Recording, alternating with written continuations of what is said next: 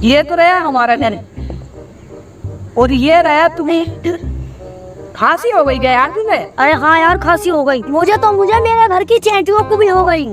चैंटियों को खांसी? चैंटी को कैसे हो गई यार खांसी? अरे ले मेरी बात सुन। ये सुनाओ, पे कलम पकड़ो, ऐसे सुनाओ। मैं लाया कल दवाई, ठीक है। मैंने एक डांट पी के वो रख दी। फिर मैंने जब सुबह उठ के देखा तो मेरे घर की चैंटी सब उस पे थी, दवाई पी रही थी। अच्छा, तो हुई ना हुई उन्हें खांसी। अरे यार तो पागल को तो मीठे वाला चीज दे ना कि मीठी चीज देंगे। हमारे घर चीनी भी है, आओ उसमें क्यों ना। अरे यार तो तुम एक काम करो, अपने घर की चैंटियों को सबको भरो थैली में, डॉक्टर के पास लेके जाओ। अच्छा, उनकी तबीयत सही चेक कराओ, सही करके उनका कभी पेट में दर्द हो वो आला पाला जो होता है वो लगाने का, उनका ब्लड प्रेशर चेक करवाओ, उनके बोतलें चढ़वाओ यहाँ तक। चैंटियों को कुछ नहीं होना चाहिए, ठीक है? बुखार चल रहा है बहुत तगड़ा वाला, जाओ।